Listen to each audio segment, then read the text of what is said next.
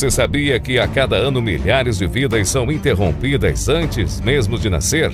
Nesta semana veremos como a cultura da morte está presente e cada vez mais naturalizada nas pautas intelectuais e políticas em defesa da legalização do aborto e eutanásia.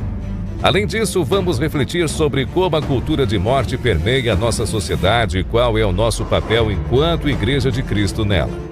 Vamos estudar um assunto importantíssimo: a dessacralização da vida no ventre materno.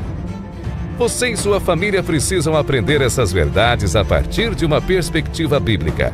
Esperamos vocês na Escola Dominical.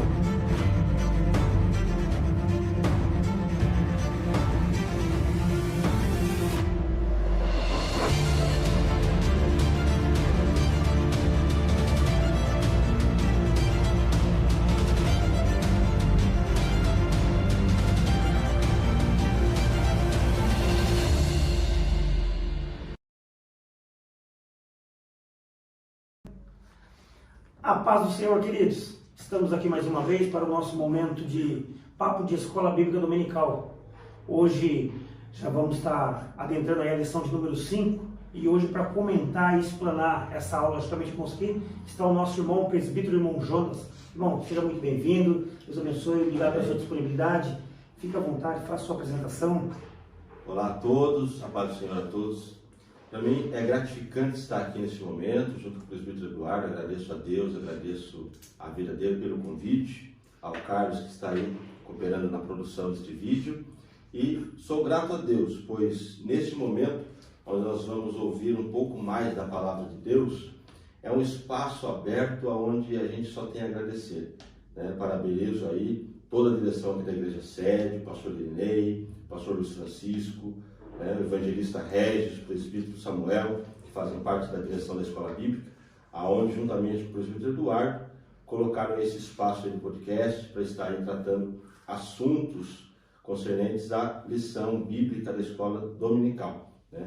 Eu estou ali junto com o pastor Adilson na Igreja Barcé, nosso ministério, e também trago um abraço para o meu pastor Eduardo. Amém. Para você, para todos os irmãos. Obrigado. E vamos lá, e eu espero que você possa, juntamente com a gente, aí, aprender um pouco mais da palavra do Senhor Jesus. Amém, queridos. Isso não foi nem a introdução do nosso irmão, foi só a sua apresentação. Que bênção, né? Levo o nosso abraço ao pastor Adilson, pastor amigo aí de ministério, amigo em particular, pastor que tem sido canal de bênção para as nossas vidas. Queridos, hoje nós vamos falar sobre a desacralização da vida no ventre materno.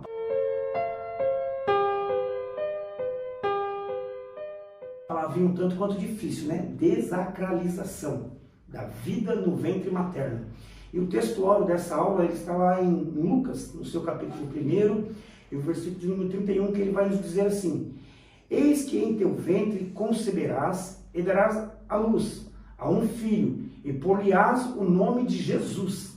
E a verdade prática ela menciona para nós assim: a concepção divina de Jesus Cristo sacraliza a vida no ventre materno e se opõe à cultura da morte infantil intrauterina do presente século. Bem forte essa palavra, né? Intrauterina do presente século. E aqui para nós já começarmos a conversar um pouquinho, presbítero Jonas, nós podemos até falar um pouquinho a respeito dessa verdade prática aqui, para o nosso ouvinte, para a nossa irmã, para o nosso irmão que nos assiste nesse momento. A verdade prática por si própria, ela traz, a concepção divina de Jesus Cristo, sacraliza a vida no ventre materno e se opõe à cultura da morte infantil intrauterina do presente século. A questão sacraliza, sagrada, essa é a tradução dessa palavra. Intrauterina é a questão do útero. Então aqui já na verdade prática nos coloca que a ideia ali de quando o anjo chega para Maria e dá o aviso a ela, que ela vai conceber um filho e tal, ainda sendo virgem, nos traz já a ideia que a formação da criança no ventre é algo sagrado, aonde hoje dentro, a gente não pode generalizar, mas dentro aí de alguns pontos da sociedade, meio já que se distanciou. Então a geração dentro do útero da mulher é algo sagrado que não se deve jamais aí, como a gente vai decorrer na lição, se interromper. Né? Então aqui através de Jesus, né, na verdade prática, nos traz essa ideia, porque no presente século, no século em que vivemos, a gente vê que em alguns lugares ainda meio que se está desvalorizando a vida. Isso. Né? Tanto a vida já de, como nós aqui que já estamos formados, digamos assim, como também daqueles que está sendo gerado ainda no ventre, ou e até alguns casos, né? Criando-se algumas ideias para que, vamos dizer, as mulheres, os casais, novos casais desse século aí, não tenham interesse em ter filhos. Né? Então, hoje essa lição vai pegar bem aí nesse assunto aí. Vai ser uma aula bem completa para vocês. Sim. Amém? Como diria nosso pastor Adão Gaivoto, né? Apenas nós aqui vamos dar um beijinho na flor. E você que quiser aprender um pouquinho mais sobre essa aula, venha participar da nossa EBD presencialmente. Já de antemão já faço até o convite para você, não perca esse trimestre, um trimestre muito rico, onde nós estamos aqui com o tema desse trimestre, nos diz assim: a Igreja de Cristo e o Império do Mal. Agora que está a chave do negócio. Como viver neste mundo dominado pelo espírito da Babilônia?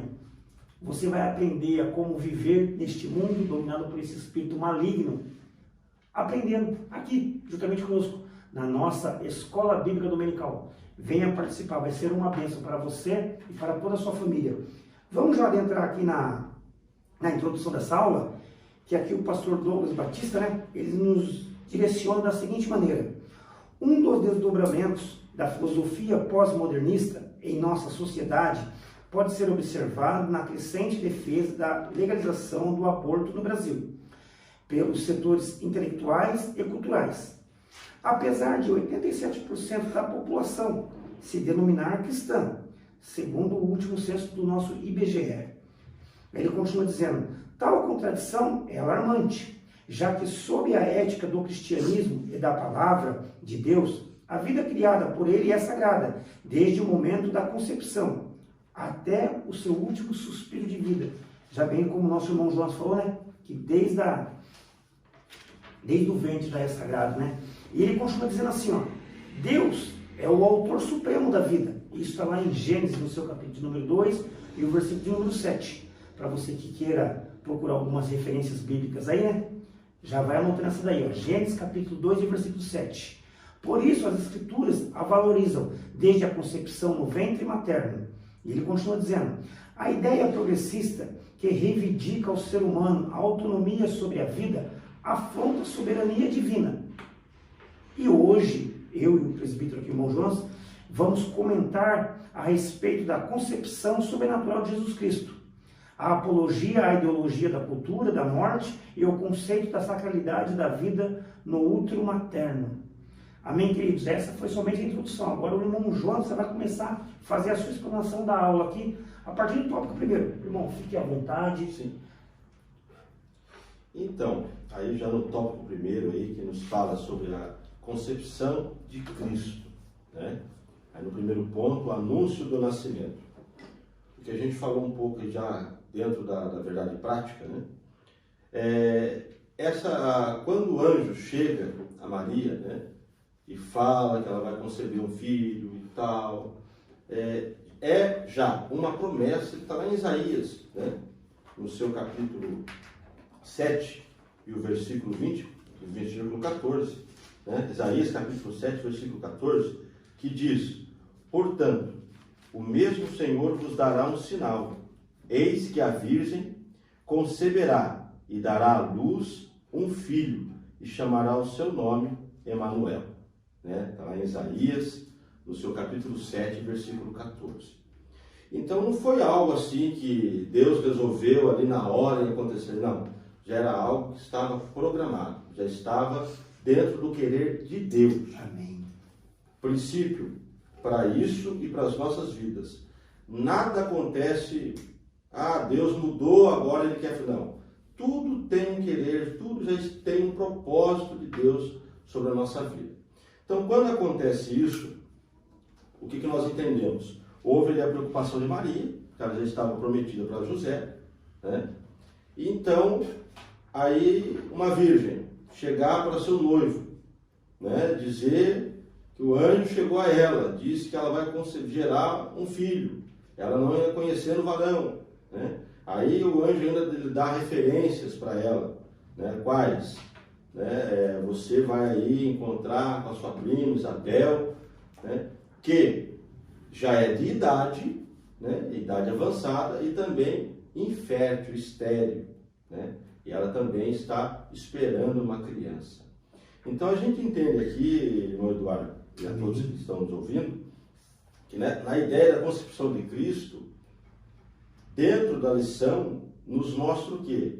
Maria teria todo o direito de procurar ali, talvez no seu medo humano que ela era, em abortar, desistir, né, dessa, vamos dizer, dessa missão, né?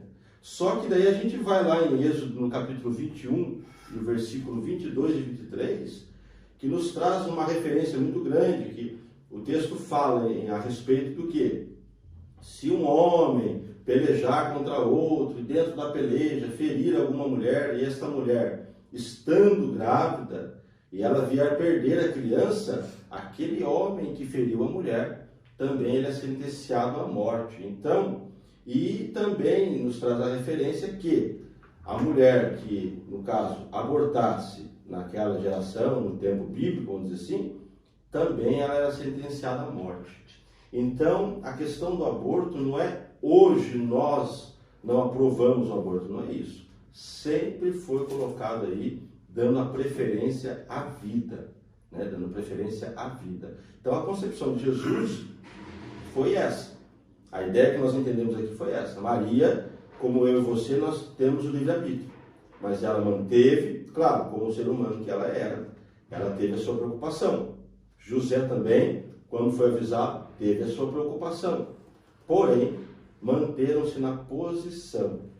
Manteram-se na posição a qual Deus lhes colocou, né?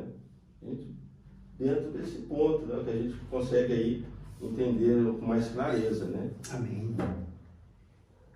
Queridos, deixa eu falar algo para você, que Deus tem colocado no meu coração nesses últimos dias. Por que eu devo ir participar da EBD, irmão Jonas? Olha que interessante. Ir à escola bíblica dominical pode trazer vários benefícios para a sua vida particular. O primeiro benefício que ela pode trazer para você: crescimento espiritual.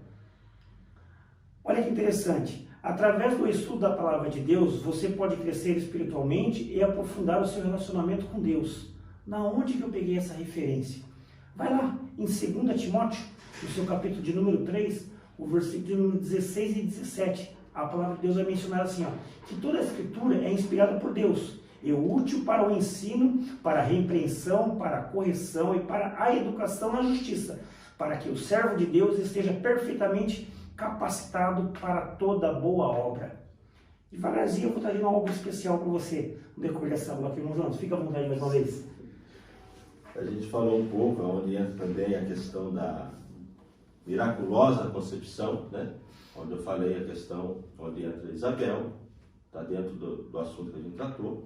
Então a gente entra aqui também a questão, falando um pouco de Isabel, porque a gente vê o querer de Deus, né? Porque se Maria tivesse ali alguma dúvida, né? Por que eu, ou como poderia acontecer, né? Hoje nós temos uma tecnologia, que uma mulher infértil, ela faz um tratamento, ela consegue aí atingir seu objetivo casal em gerar uma criança. Mas naquela época não tinha. Então aí o próprio anjo lhe dá essa referência, né?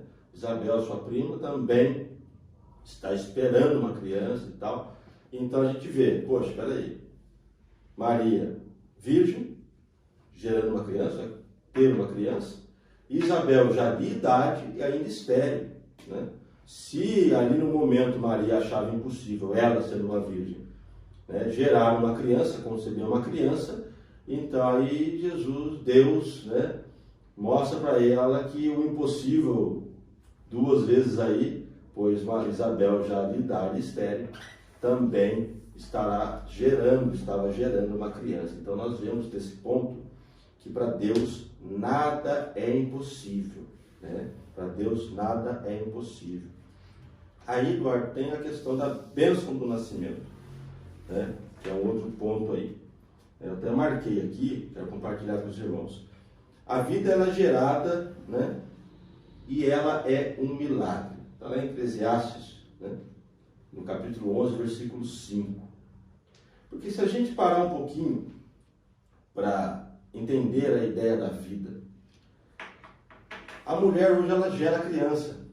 O seu útero tem todo aquele processo, o tempo. Mas nós vemos que a criação, a vida, ela é tão importante porque a vida como partiu de Deus. Isso. Deus fez o primeiro ser humano, Deus fez Adão, do pó da terra. Deus formou o homem, né? Depois Deus foi lá, fez Eva da costela de Adão, formou a mulher. Então Deus viu que o prazer em ter feito o homem e a mulher, a alegria. Né? Então quando a gente vai para esse lado, a gente vê que tudo partiu de Deus. Não tem condições de eu falar algo, por exemplo, aqui, o irmão Eduardo fez isso, formou isso. Ainda que ele tenha inventado alguma coisa na cabeça dele aí, Deus formou ele, Deus o abençoou, Deus deu consciência, inteligência para ele realizar alguma coisa. Amém. Então, tudo vem o primário ali, vem de Deus. Então, a bênção da vida, de gerar a vida, ela é tão importante, porque ela tem os seus princípios. Né? Quando alguém às vezes pensa, não, eu não quero ser pai agora, eu não quero ser mãe agora. Mas a partir do momento que ele pega seu filho no colo, a mãe ali no momento do parto, ali ela pega a sua criança, é um momento muito lindo. Eu passei por esse momento 2 vezes. Glória a Deus por isso. Né? E a gente consegue ali, irmãos, entender. Nas 2 vezes, no nascimento do William e no nascimento do Gustavo, eu não me senti Deus, mas eu tentei procurar um pouquinho ali o sentimento de Deus na ideia da criação. A paternidade. Né? Porque a gente entende ali, quando Deus criou o homem e deu vida ao homem, a sensação de Deus, olha, eu formei, né? Eu fiz. Né? Então aí a gente vai levando como que a gente consegue às vezes entender, como algumas pessoas às vezes, Eduardo, não têm essa valorização da vida e criam-se algumas leis, ou tentam criar algumas leis, né? E até mesmo incentivar algumas pessoas a não ter esse prazer da vida. Né? Que um pouco, né, a gente vai até meio antecipando as coisas aqui, eu fico pensando que seria uma ideia de quem não é a favor da vida, para vocês entenderem, que não tem uma lógica. Porque um exemplo, tá, irmãos? Se eu faço algo, uma lei, projeto, algo, desfavorecendo a vida, indo contra a vida, eu estou indo contra aquilo da onde eu me formei. Porque eu também tenho uma vida, eu sou uma vida. Isso mesmo. Então você vê que são coisas que não têm lógicas, né? Porque a vida, ela é sagrada, como a gente falou, ela é sagrada, né? O ponto é que um dos mandamentos é o quê? Amar o próximo como a ti mesmo, né? É sempre o amor respeito à vida. Maravilha, né? Queridos, eu falei aqui, né? Fiz uma pergunta, né? Por que eu devo ir à EBD? E a gente vai continuando aqui, ó. A comunhão cristã. A EBD, ela oferece uma oportunidade para nós nos conectarmos e interagirmos uns com os outros. Isso nós estamos fazendo aqui, estamos nos interagindo. Participar de uma comunidade de fé, compartilhar experiências e aprender uns com os outros pode trazer engajamento e apoio mútuo em sua jornada espiritual. Olha que maravilha! E mais essa referência bíblica está lá no livro de Hebreus, no seu capítulo de número 10 e o versículo de número 25. Não deixemos de nos reunirmos como igreja, segundo os costumes de alguns, mas encorajamos uns aos outros, ainda mais quando vocês veem se aproxima o dia. E que dia que é esse? O dia que o Senhor virá para buscar o seu povo. Então, estamos no convite mais uma vez. Esse é o motivo que você deve vir participar das nossas EBD. Venha se conectar com os demais irmãos, venha se conectar a esta família, família Assembleia de Deus. Amo você. Queridos, vamos dando continuidade aqui, já vamos adentrar aqui no segundo tópico. Mas o interessante, queridos, é que a síntese desse primeiro tópico, ela vai falar para mim e para você assim, ó, a história da concepção divina de Jesus Cristo ilustra a sacralização da vida, desde o ventre materno, ressaltando que toda gestação é um milagre e uma dádiva concedida pelo nosso Criador. Não sou eu que estou inventando isso, não. Está lá no livro de Gênesis, no seu capítulo número 1 e o versículo de número 28. E para a gente finalizar isso daqui, o irmão Jonas já falou, livro de Eclesiastes, no seu capítulo de número 11 e o versículo de número 5. Vai ratificar o que nós estamos falando aqui. Agora já vamos adentrar aqui no segundo tópico, onde ele vem com o tema, a cultura da morte, irmão Jonas. Nós podemos falar a respeito dessa palavra tão forte, né? A cultura da morte. A gente pensa, né, Eduardo, aonde a gente vai chegando, né? Isso.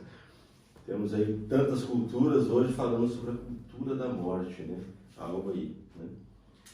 No ponto já traz o projeto ideológico, né? As ideologias aí que se vão criando ao longo do tempo, né? Ideologia nada mais é do que um conjunto de ideias humanas aí para se formar algumas leis, para se formar algumas coisas, ou até mesmo para tentar mudar alguma lei já existente, tentar contorcer alguma coisa aí já existente, né? A revista, ela já nos traz algo bem interessante, né? A cultura da morte é um conjunto de ideias que visa modificar o conceito bíblico da vida. Entre suas pautas estão a legalização do aborto, a da eutanásia, a apologia ao suicídio e o controle da natalidade. Eu separei esses pontos aí que acredito eu que a gente vai trazer alguma curiosidade, né? Legalizar o aborto.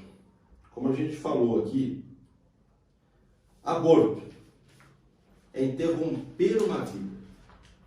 Interromper uma vida, né? É onde já vai entrar ali depois no outro tópico sobre a prática do aborto, então eu vou segurar um pouquinho aqui. É interromper uma vida.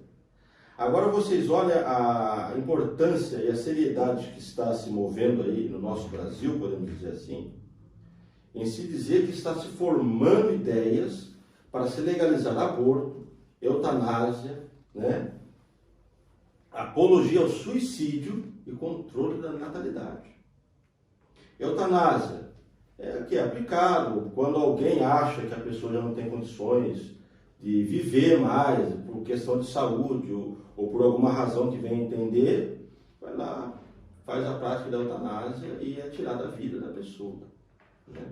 Isso aí hoje é muito usado na questão aí com animais, né? Quando sofrem alguns danos no seu corpo e não há cura, é feita essa prática, né? Então acredito que com isso foi alguém que foi criando a ideia de querer trazer isso para a questão humana. É interessante que eu falo. Quantas pessoas que eu, o Eduardo, deve conhecer, você deve conhecer, que passaram por tanta coisa, motivo, saúde, passaram por tantas dificuldades, né? A gente hoje, essa semana mesmo, ouvi uma irmã dizendo que ela ficou aí alguns dias internada, um período aí que os médicos não têm solução. Se tivesse liberado a eutanásia, se tivesse como que... Será que alguém chegava? Não, aplica. Aí ela não estava pregando na nossa igreja essa semana. Não veríamos o milagre. Não veríamos o milagre. Entendeu? Isso que você falou, Eduardo, o Eduardo parece que está aqui lendo a minha mente. Por quê? São coisas que estão, de certa forma, oprimindo, tentando abafar para que o milagre, para o que querer de Deus, as mãos de Deus, não venha a ter mais ação entre os seres humanos. Porque quando eu falo, está muito doente, aplica a eutanásia, pode tirar a vida, eu estou decidindo. Eu estou tirando Deus de cena. Então eu vou entender que, não, Deus não precisa trazer cura, Deus não precisa renovar, não, desde que a gente resolve aqui. Só que eu tenho alguns amigos que são médicos, e se você tiver curiosidade, pergunta para um médico que você deve conhecer, quando ele encontra com um paciente que já está, vamos dizer assim, nas últimas, nenhum paciente pega na mão do médico e fala assim: doutor, me dá mais um tempo de vida aí, porque eu quero comprar mais uns 10 carros. Me dá mais um tempo de vida, porque eu quero brigar mais um pouco com meus irmãos. Não. Ele pega e fala: doutor, dá mais um tempo de vida, que eu quero pedir perdão para os meus irmãos, eu não consegui ainda. Me dá mais um tempo de vida, porque eu quero dar aquele abraço no meu filho, que eu ainda não tive a oportunidade de dar e agora estou vendo que eu quero. Então, no último momento de vida, você vê as pessoas, de uma certa forma ali, realmente se encontrando com Deus a um ponto, né? Que daí eu vou falar: poxa, então... E, de certa forma, até alegrando o médico em querer fazer o seu melhor para que aquela pessoa saia do leito do hospital e poder consertar isso que ele está querendo. Então, a vida é tão importante que a gente vê isso, tão importante, que se você perguntar hoje para alguém: você quer morrer? Ninguém quer. Até a gente que sabe da nossa salvação, mas não, irmão, não é que a gente não crê, a gente crê na salvação. Mas assim, é algo nosso, os nossos pais nos viram crianças, nos vê hoje formados. Eu tenho certeza que o Eduardo quer ver as suas filhas hoje formadas, progredindo, eu também, né? Entendemos, se Jesus nos chamar no particular ou no coletivo, amém. Mas o nosso desejo humano é esse, é viver. Por quê? Porque Deus deu esse desejo em nossas vidas, em viver. Deus quer que a gente venha viver o melhor da terra, né, Eduardo? É isso mesmo. Então a gente tem essa ideia. Então você vê, a eutanásia já não tem, se você analisar, não tem base. Aí você vê a apologia ao suicídio. A gente vê aí pessoas, suicídio, a própria pessoa tirar a sua vida. Como que a gente vai acreditar em pessoas que querem criar leis, né, para apoiar alguém a cometer suicídio? Sabe, às vezes alguém diz assim: mas isso está tão distante, né? Mas a gente não pode esquecer. Eu tenho filhos, o Eduardo tem filhas, você tem filhos, outros têm netos. Então são coisas que às vezes alguém que tenha mais idade, eu não vou chegar a ver isso aí, mas seus filhos podem chegar a ver, seus netos vão chegar a ver. Tem a nossa geração ainda para prosseguir. Isso. Enquanto Jesus não voltar, com a graça de Deus, eu creio isso, que a minha, a do Eduardo, a do Carlos, a nossa geração, a sua geração, vai prosseguir em frente nos caminhos de Deus. Então, hoje, nós que aqui estamos aí na posição, temos que fazer essa diferença. Amém. Em lutar contra isso, né? Em deixar claro, né, que é claro, a gente vê, o suicídio a Bíblia condena. A Bíblia condena. Eu não posso dizer que esse não vai para o céu, aquele vai. Mas a Bíblia, ela nos dá a referência de condenar, da condenação. Quem tira a própria vida. Então eu estou o quê? Automaticamente, então, uma lei sendo inventada, não adianta viver, tira a sua vida. Então a gente vê que tem coisas, como eu falo, não tem lógica, né? Então eu acredito tanta coisa para, vamos dizer, de um modo geral, alguns governantes tal, fazerem leis, estruturas para melhorar a vida do ser humano, e às vezes fica se pontando nessas coisas que não vai nos levar a nada, né? Então a apologia ao suicídio, né? E o controle da natalidade, né? Alguns dizem que todas essas ideias aí se resumem na natalidade, né? Que é se basear aí no controle da população, em quantidade da população, né? Mas aí a gente analisa, mas como que vai se ter um controle nisso, né?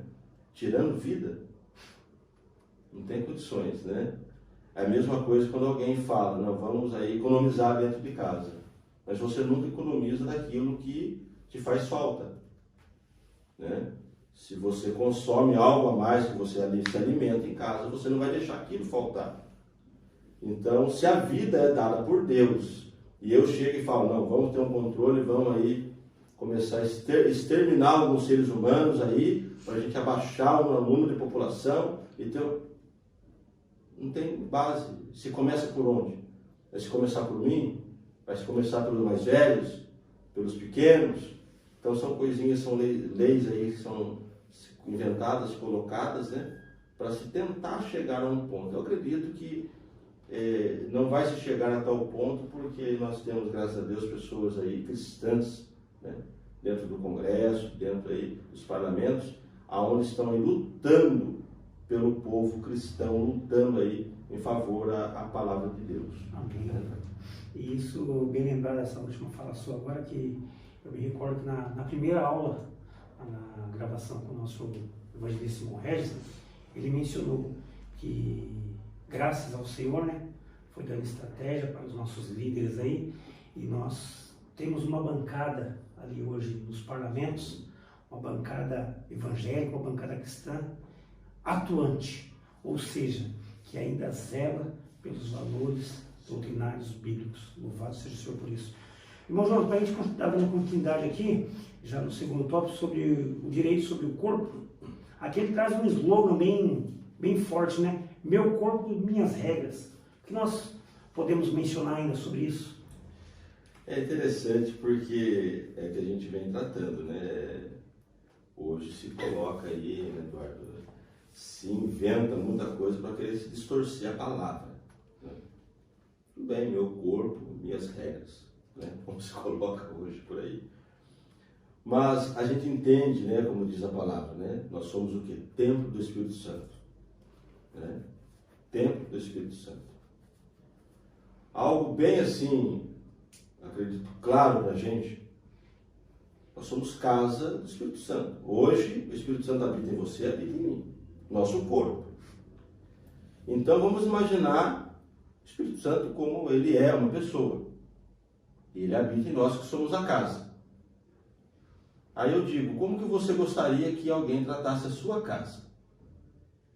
Está lá, fez a sua casa, pintou do seu gosto, teve todo o trabalho, escolheu o piso, escolheu a cor da pintura, escolheu os móveis, toda a dedicação, trabalhou, conquistou ali suas finanças para deixar tudo liquidado. Sua casa do jeito, a casa dos sonhos.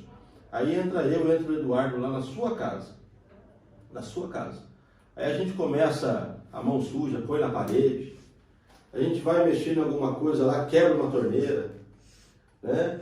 Sobe no telhado, pisa em umas telhas de qualquer forma, deixa quebrada, aí chove, gotera na sua laje, estufa tudo o gesso do seu teto, começa a desmanchar. Você vai gostar? Não vai gostar. Não vai gostar, né? Ah, mas aí você fala, mas você deu um exemplo entre você e o irmão Eduardo. Agora, e se eu fizer isso? Se você gostar de morar numa casa quebrada, parede tudo manchada, paredes quebradas, com buraco, piso oco, paciência, eu não gosto. Não sei o Eduardo, ele também não gosta. Não gosto. Aí por que eu dei esse exemplo? É sua casa, mas você cuida. Mas você cuida. Você tem zelo. Se a torneira da sua casa ficar pingando, você vai apertando, porque aquela buchinha dela está estragada, o que você faz? Você troca a buchinha, se bobear, você compra uma outra torneira. Sendo que a buchinha é mais barata, mas você vai lá e compra outra torneira. Por que nós somos corpo de Cristo? Nós temos que andar de qualquer forma, de qualquer jeito, fazer o que quiser. Não é para isso. Nós temos que sempre procurar fazer o melhor, da melhor forma, né? Você é templo do Espírito Santo. Quem passa na rua da sua casa olha assim, poxa, aquela é a casa do Jonas, olha que casa bonita, aquela é a casa do Eduardo, olha que capricho. Quem olha para você, nossa, realmente ele é um servo de Deus, ela é uma serva de Deus, olha que pessoa exemplar. Porque quando você olha, a gente entende, irmãos, ao longo do tempo a gente vai vendo, Eduardo, que a gente tem Deus como rei. Isso, né? E Deus sendo rei, se nós somos filhos dele, nós somos o quê? Príncipes e princesas. Você já viu um príncipe mal arrumado? Um príncipe talvez aí todo desconcertado? Eu ouvi até aí um comentário sobre um jogador de futebol. Vou entrar aqui num tema aqui para causar curiosidade e vocês fazerem os seus comentários aí, porque depois o Eduardo bolar aí algo que eu acredito que vai ser fora desse trimestre, mas ele vai bolar. E esse jogador muito famoso, não vou dar aqui crédito para ele aí, né? Mas perguntaram para ele por que ele não tinha nenhuma tatuagem. Nada contra, irmão, quem tem, mas perguntaram para ele. Aí ele falou assim: vocês já viram alguma Ferrari com algum adesivo? Essa foi a resposta dele. Vocês já viram alguma Ferrari com algum adesivo? Quer dizer o quê? Se mantém o original, se mantém o que é. Graças a Deus. E você é templo do Espírito Santo. Eu acredito que essa é a forma mais prática de deixar claro. É a casa de Deus. Amém. Somos a casa de Deus, né? Para a gente prosseguir, irmão Jonas, vamos falar um pouquinho aqui sobre a prática do aborto. Sim. Vamos falar um pouquinho sobre esse tema aí, um tanto quanto importante também. O que o senhor pode mencionar para nós a respeito? A prática do aborto, aí a gente vamos pegando aqui um pouco esse ponto, como a gente disse, né? Ela é a interrupção da vida. É a interrupção da vida. Né? A gente entende o quê? Eu falo porque, como eu já disse aqui anteriormente, acompanhei a gestação da minha esposa, dos meus 2 filhos. Então, já nas primeiras semanas, as irmãs sabem disso, os irmãos sabem disso, é-se colocado ali um aparelho para fazer ultrassom, né? Outro, um simples aparelho para ouvir, e você, com dias, ouve o coração da criança batendo. Que emoção, hein? Esse momento. E é um negócio, é coisa rápida. Você olha assim, é isso mesmo? Você fica bobo. Se você não for pai, se você não for mãe, tem que ser você vai ficar bobo. Que fica. Aí é onde dá a questão da mãe. Isso está em mim. Aí o pai olha, poxa, é meu filho ou minha filha, né?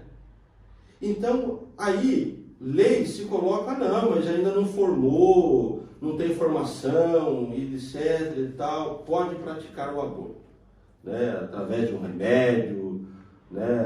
Antigamente se usava muitos tipos de chá para se provocar aborto, né?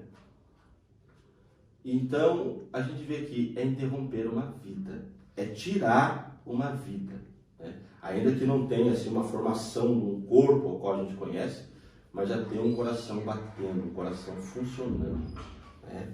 Então a gente vê aí, né, seja 1, 2, 6, 10 semanas, como vai, o coraçãozinho está ali batendo, né? Então a gente entende o quê? É uma vida sagrada, é sagrada, né? Então, poxa, se eu e você, talvez, fôssemos aí, nossa mãe tivesse feito um aborto ou alguma coisa, eu e você não teria existido, né? Será que se essas leis já existissem, alguém que hoje quer aprová-la, talvez não teria existido, né? Aí entra junto ali no outro tópico, Eduardo, que fala sobre a vida inviolável. Isso. Né? Ele entra dentro da sacralidade da vida. Já posso entrar aqui? Pode. Já está no gatilho aqui? Vamos lá. Porque a gente vai lá em Gênesis 2:7, né? Que nos mostra que Deus criou o homem, né? Deus criou o homem. Um dos pontos que se usa para favorecer o aborto é a ideia. É uma família carente, que não tem condições, né? Ou até mesmo, às vezes, dentro de um certo ponto da gestação, se faz algum exame, a criança vai ter alguma deformidade, ou a criança vai ter, né, algum problema de saúde. Em alguns países já é aprovado isso, né? Se dentro ali do ultrassom constar que a criança vai ter uma deformidade, algum problema de saúde, né, microcefalia, etc., em alguns países já é liberado e a mãe, o pai, a família ali pode optar pelo aborto. Isso. Só que aí eu faço uma pergunta para hoje. Se você parar e perguntar para as mães, para os pais que têm seus filhos hoje, síndrome de Down, tem alguma deformidade, e perguntar para eles, e aí, como é a experiência sua com o seu filho? Eles vão falar assim, é a melhor coisa que poderia ter acontecido na minha vida. Então a gente vê. Ah, irmão, mas a gente vê às vezes uma criança com microcefalia, ela não vai reagir, viver como a gente assim vive. Mas Deus dá condições. Porque quando eu entendo que a família é projeto de Deus, Deus ele traz os meios. Tá? Eu tenho até um exemplo aqui que eu pedi até permissão para minha cunhada para falar, né? A Regiane e o Marcelo, ela é irmã da minha esposa, eles congregam ali na igreja da Baronesa, né? E ela tem um filho, nosso sobrinho, o Bruno, carinhosamente Bruninho, né? Ele tem síndrome de Down, né? E já quando nasceu, né, os médicos colocaram ele assim, ele não vai andar, ele vai precisar de um balão de oxigênio para o resto da vida, ele não vai falar, ele não vai se mover, dessa forma. Aí você para comigo e imagina como fica a cabeça de uma mãe, porque nos ultrassons, tudo, não deu nada dessa questão, essa alteração dele, né? Ela foi descobrir quando ele nasceu. Aí você imagina a cabeça de uma mãe ouvindo o médico falar isso. Por algum tempo, ele adquiriu um probleminha de coração, usou por algum tempo aí balão de oxigênio, mas aí você vai ver, agora eu falo você hoje, o Bruno, 18 anos de idade, batizado nas águas, servindo a Deus. Aonde ele passa, Eduardo? Aonde ele passa, não tem um que não note ele, porque o culto está lá e ele está adorando a Deus de uma forma maravilhosa. Ele levanta a mão, ele adora a Deus, ele glorifica a Deus, sabe?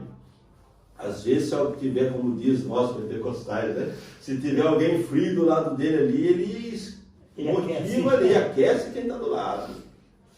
E para você que é espiritual como nós somos, você vai entender o que eu estou falando.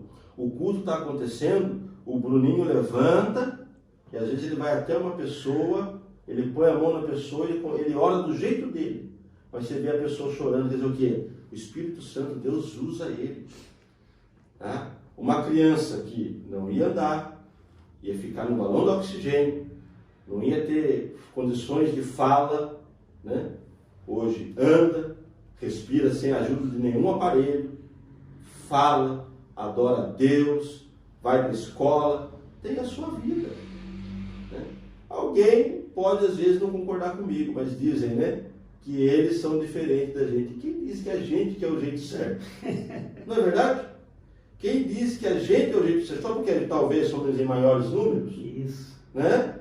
Mas aí você encontra, usando aqui a questão dos Downs, você vê neles um amor tremendo. Um amor tremendo. Eles são sinceros. Aí eu falo, se tivesse talvez uma lei do aborto, ou sem a lei, né? Se a minha cunhada talvez tivesse desistido, como a gente vê, algumas famílias desistem da criança, abandonam, como ficaria a cabeça dela?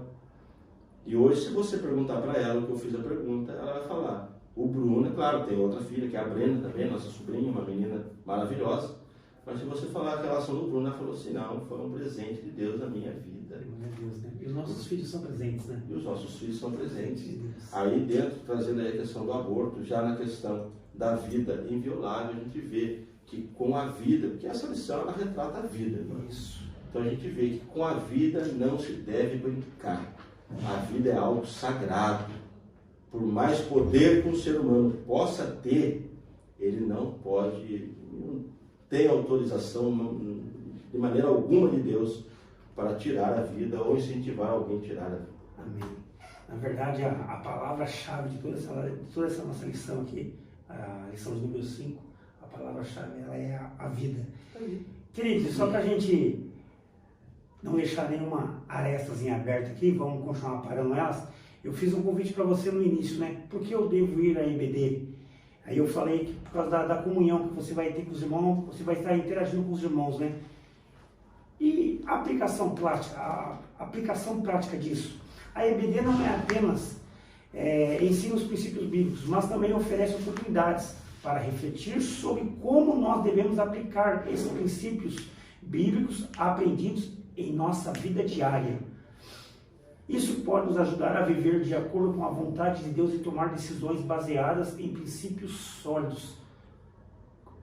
O que seria esse princípio sólido? A palavra de Deus. Abre comigo aí a sua Bíblia no livro de Tiago, capítulo de número 1 e o versículo de número 22. Vai dizer assim, ó: sejam praticantes da palavra de Deus e não apenas ouvintes, enganando-se a si mesmo. Olha aqui, advertência maravilhosa para mim e para você, hein? Para que nós sejamos praticantes da palavra de Deus. O que nós estamos fazendo aqui nessa noite, praticando a palavra de Deus através dessa videoaula. Que você possa ser edificado, abençoado e que você consiga, através desse material, desse conteúdo, alcançar outras vidas. Amém, queridos? Vamos aqui já caminhando para o nosso final. Vamos adentrar aqui no terceiro tópico, irmão Jonas. No tópico número 3 também, a posição cristã. Começo da vida. Tem o 2 ainda. Desculpa, eu pulei o começo da vida, perdão. Estava me esquecendo dele, vamos lá. Isso que é bem interessante aqui, que eu fiz uma anotação. No começo da vida. Né? Você encontra lá em Jeremias, capítulo 1, versículo 5, você já vai entender, que diz assim a palavra de Deus: antes que te formasse no ventre, te conheci, e antes que saíste da madre, te santifiquei, as nações te dei por profeta. Então, deixa eu fazer uma hermenêutica aqui, Eduardo. Eu gosto de viajar um pouco. Fica à vontade. Para quem não sabe, a hermenêutica é a arte de interpretar. A gente pega aqui Jeremias, né?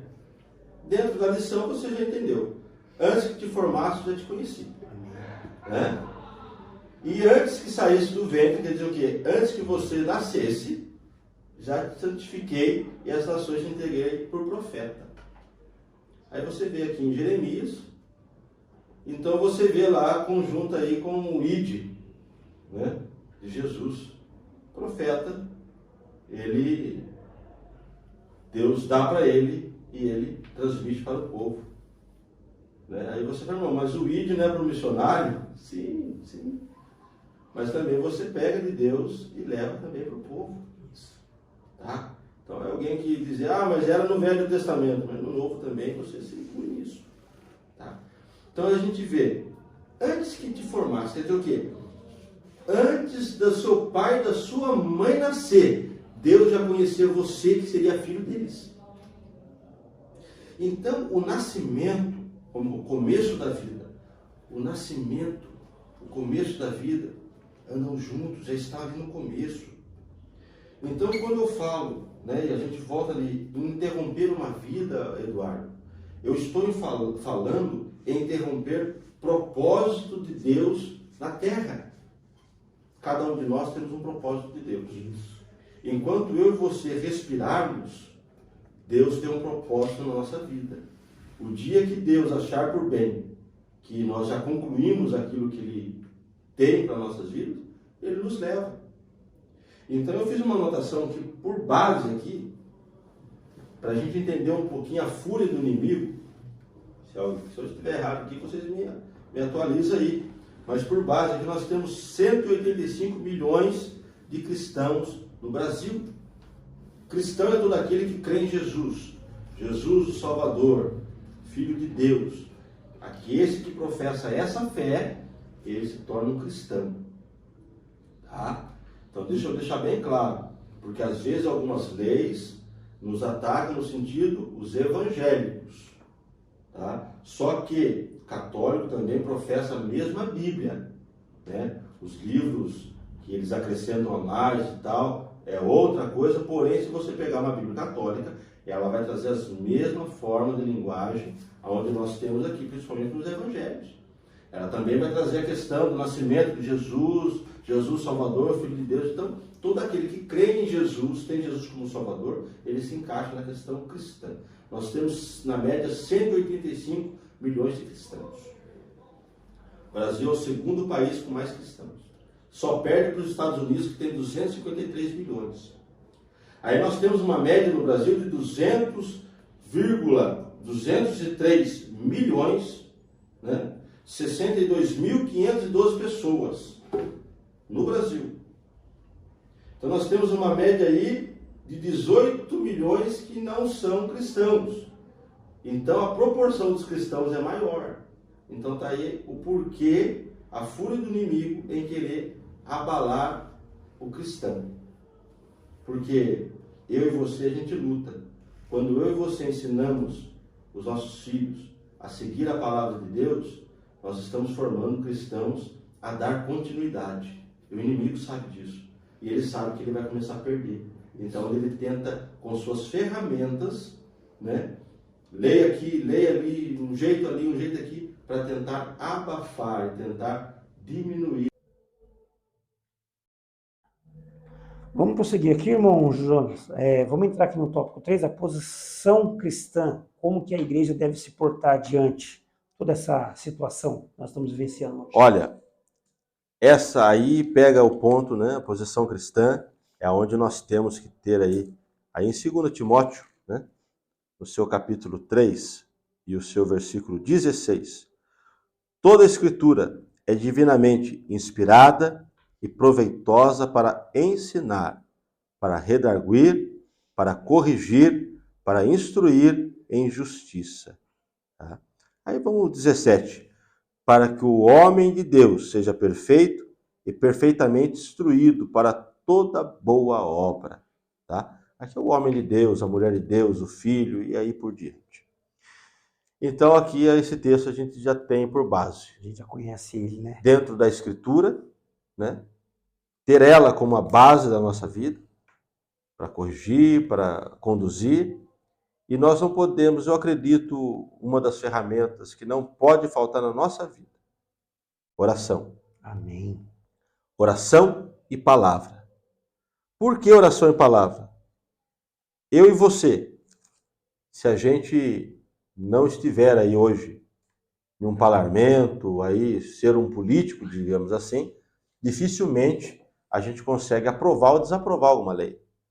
Só que hoje eu e você temos a palavra e a oração como ferramentas. E dentro disso, aí nos momentos de eleições, guiados por Deus, a gente ora, Deus abençoa, conseguimos aí dar apoio a homens e mulheres de Deus, para que estejam à frente nossa como políticos, né? Vereadores, deputados estaduais, federais, né? Senadores, governadores, por aí adiante, para que possa lutar nessa batalha por nós dentro das questões das leis. E eu e você, na nossa casa, na nossa sociedade, né? Estar ensinando os nossos filhos, né? Mostrando essas diferenças, né? Onde a gente falou sobre ideologias, sobre apologias, fazendo a colocação. Porque hoje nós pegamos alguns pontos bíblicos, mas isso para toda a vida hoje terrena. No tempo dos nossos avós, nunca se apoiaram o suicídio, nunca se apoiaram a eutanásia, nunca foi apoiado o aborto, né? Então, também não chega a ser algo que nós evangélicos estamos inventando. Isso aí, em matéria de vida, como hoje a lição traz, nunca se foi apoiado nada que venha desfavorecer a vida, algo que venha contra a vida. Então, eu acredito que a nossa posição é essa, né? Mantermos na Bíblia, mantermos em oração, né? Crendo em Deus e fazendo o nosso papel de cristão, nos mantendo de pé aí, né, na nossa posição, ensinando certo e também praticando o que ensinamos, né, Eduardo? Isso. E para a gente encerrar aqui, olha o que está dizendo aqui para nós em 1 Samuel, no seu capítulo número 2. O Senhor é o que tira a vida e a dá, faz descer a sepultura e faz também tornar a subir dela. Ou seja, ratifica que toda ideologia que seculariza os princípios bíblicos deve ser combatida, porque somente o Senhor tem esse poder de dar e tirar a vida. Sim. Amém, irmão Jonas? Irmão, eu agradeço a Deus por sua vida, agradeço a Deus pela sua disponibilidade de estar aqui nos abençoando, estar aqui participando conosco hoje desse papo de Escola Bíblica Dominical. Hoje falamos aí da lição de número 5, né? Onde que tem por palavra-chave a vida, né? Como nós já bem mencionamos. E eu gostaria de pedir um favor a você, que nos assiste, que nos ouve aí, que ficou aqui até o final. pedir para você o quê? Que você possa estar compartilhando esse vídeo através das suas redes sociais. Nós estamos aí no YouTube, no Facebook, no Deezer e no Spotify. Ajude-nos a semear a palavra de Deus. Irmão João, mais uma vez, muito obrigado pela sua disponibilidade e estar aqui nos abençoando. Agradeço o convite, agradeço a todos vocês e como faço das palavras do irmão Eduardo as minhas, assista esse vídeo, este como os demais vídeos que já estão colocados, outros que virão, pois eu tenho certeza que vai edificar a sua vida muito mais.